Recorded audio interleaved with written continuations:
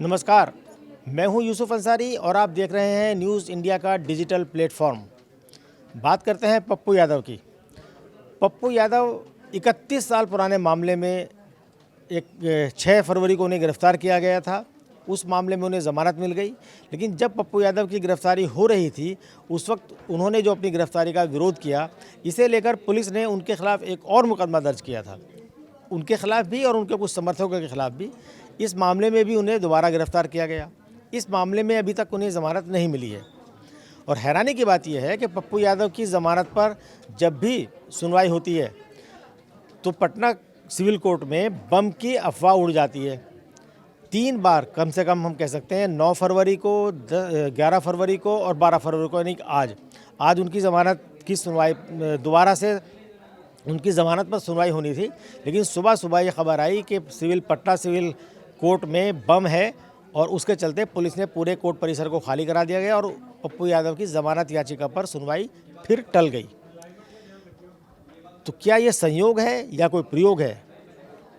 पप्पू यादव जब गिरफ्तार हुए थे और उनको जब ज़मानत मिली 10 फरवरी को, तब उन्होंने जज के सामने बहुत भावुक होते हुए, लगभग रोते हुए कहा था कि जेल में उन्हें मारने की साजिश हो रही है, उन्हें जहर का इंजेक्शन लगाया जा सकता है या उनकी हत्या कराई जा सकती है किसी और तरीके से, उन्हें सुरक्षा प्रदान की जाए। तो इससे अंदाज़ा लगता है, बाद में पप्पू यादव की मां ने भी कई टीवी चैनलों को इंटरव्यू में कहा कि मेरे बेटे की जान को खतरा है। इन्होंने लोकसभा स्पीकर को भी पप्पू यादव ने चिट्ठी लिखी है। तो क्या सचमुच पप्पू यादव की जान को खतरा है? और आखिर क्या वजह है कि 31 साल पुराने मामले में अचानक उन्हें रातों रात गिरफ्तार करके जेल भेजा गया, जबकि अगले दिन वो सुनवाई के लिए पटना कोर्ट जाने ही वाले थे? तो इसको लेकर के सवाल उठ रहे हैं। पप्पू यादव का कहना है कि चूंकि उन्होंने नीट छात्रा जिसकी रेप के बाद हत्या की गई थी उसको इंसाफ दिलाने के लिए आवाज़ उठाई। पटना से लेकर दिल्ली तक उन्होंने आवाज़ उठाई, पार्लियामेंट में उन्होंने मामला उठाने की कोशिश की। तो उसकी वजह से पुलिस उस लड़की को इंसाफ ना मिले इसकी भरसक कोशिश कर रही है। इसीलिए पप्पू यादव को जेल में डाला गया और जेल में डाले रखने की रणनीति है कि उन्हें लंबे समय तक जेल में रखा जाए। गौरतलब यह है कि पप्पू यादव के खिलाफ कुल 41 आपराधिक मुकदमे चल रहे हैं। इनमें से 2 में उन्हें जेल हुई है और दोनों में उनकी सज़ा को रद्द करने की अपील पेंडिंग है। बाकी 39 मुकदमे उनके खिलाफ और हैं। पहले भी यह आशंका जाहिर की थी कि हो सकता है पप्पू यादव को किन्हीं और मुकदमों में गिरफ्तार किया जाए और जेल में रखा जाए। अभी सूत्रों के मुताबिक खबर मिल रही है कि कहीं ना कहीं हो सकता है कि उन्हें होली तक किसी न किसी बहाने जेल में रखा जाए। हो सकता है कुछ पुराने मामलों में उनकी गिरफ्तारी दिखाई जाए या